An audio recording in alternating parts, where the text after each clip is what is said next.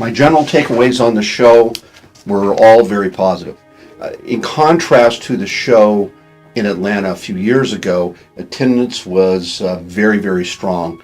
But also in participating in the show, and I was frontline in our booth along with all our salespeople, the genuine interest, not just looking and kicking tires, but people that had a need to buy with a timeline. That was very, very key.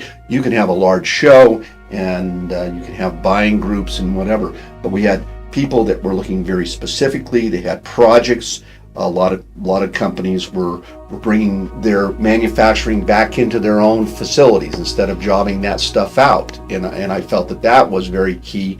And also talking to several companies and key people within those companies, they were looking to basically bring it back into the United States as opposed to exporting those jobs to foreign countries. And there seemed to be a spirit of that direction, and I found that very, very good, not only for JMT, but for all the manufacturers of equipment doing business here in the United States. Of course, one thing I'm responsible for is monitoring our exposure within the FABTECH environment. We're the new kid on the block, if you will. And so we do not have the best real estate. That's reserved for companies that have been doing business with the FABTECH people for many, many years.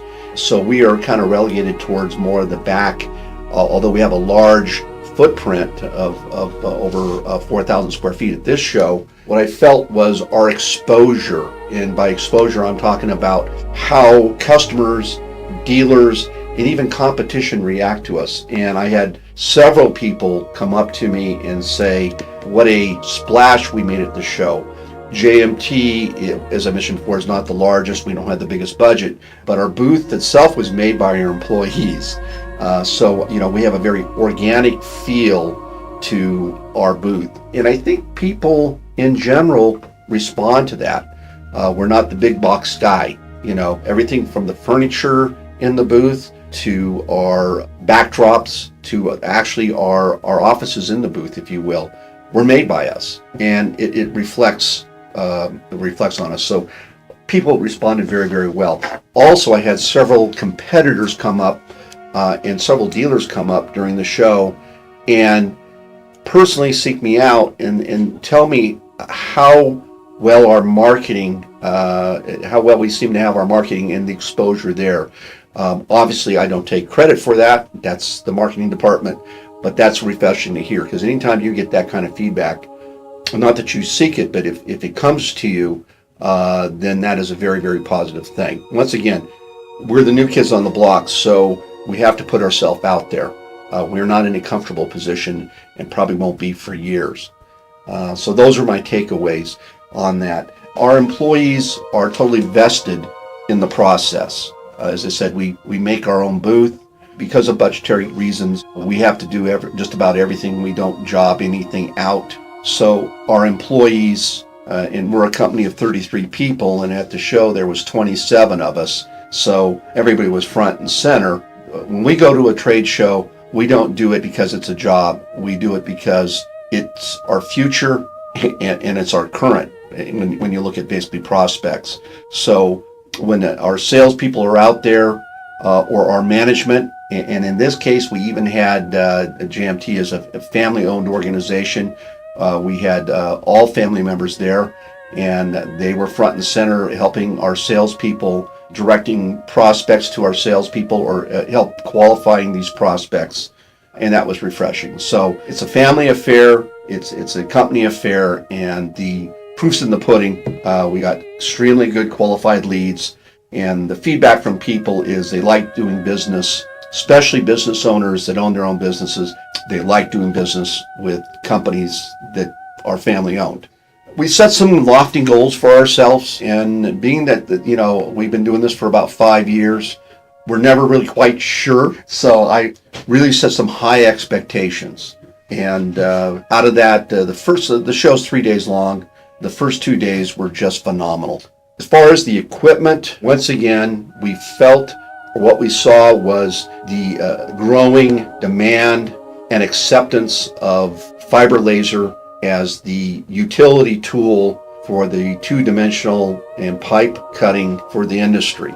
And the CO2 laser is quickly becoming a dinosaur. Not one company that I speak to that was looking at laser said CO2 is the way to go. And I can tell you, last year and 2 years ago, many people still felt that CO2 was the way to go. So there definitely is that shift, and I think we can say carefully that CO2, although not dead, is a dying tool within the laser world.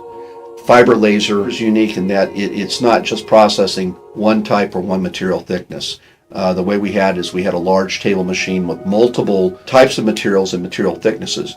So what we were able to do there was demonstrate not only the capabilities of the machine, but going from, let's say, a very light gauge mild steel to a thicker brass, to a copper, highly reflective material, to stainless steel, to thick material, in this case 3/4 inch, down to a very light, thin gauge, and show that basically in one work envelope. It not only showed the versatility of the machine, but showed its capabilities in terms of going from material types to material thicknesses with a lot of ease. Of course, we do some very fun demos and some handouts, which are always kind of nice, but the people are really looking at this thing as a machine tool and a money maker. I think we demonstrated the qualities of the machine, the versatility of the machine.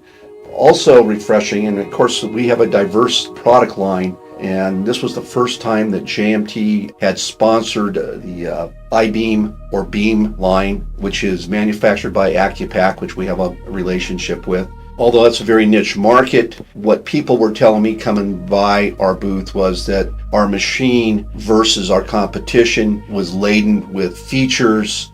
Of course, we had the 3-spindle system in there, and really from a price point, and for those that we discussed price with, the value to price to what that machine is capable of doing, and it's a very strong machine with Mitsubishi control, definitely has a future in that industry. Once again, we're new kids to the block, but that does not take away from our ability to provide the best experience and the best equipment for those people that are doing that type of work. The beam line, we were doing I-beam on that, using all 3 spindle heads, and not only just the way the machine sat in the booth, we had exposure to 3 sides or 3 walkways, so it was in a predominant spot. With that, you get the curiosity seekers, but also being that's the first time we've displayed this piece of equipment, I was just amazed at the amount of true interest, and I believe anybody that is looking at that line, whether it be from us or somebody else, will definitely give us a shot at this. So that was excellent. I think Atlanta's a very good venue. It was kind of interesting because after the show, we were able to analyze the leads. And of course, we always look at it from a geographical standpoint, where the leads come from. And being Atlanta, FABTECH International, but this is really what we consider to be a regional show. And we weren't disappointed by that. The majority of our leads were East Coast based, Midwest, and Southeast based. The thing that was kind of interesting, though, is over 10% of our leads came from California, Arizona, and Nevada. I think that's a tribute. We had our salespeople from the West Coast, and so we didn't leave any rock unturned. We definitely did a very good job of capturing a wide variety of geographical areas. Also, the international leads. Once again, about 15% of those leads were international, and primarily from Canada and or Mexico, some South America, but primarily Canada and Mexico were well represented. And I think that kind of covered it. There was no surprises in it, just a lot of happy results. Successful show. I think Atlanta's a very good venue. We had no problem getting in and out of the show.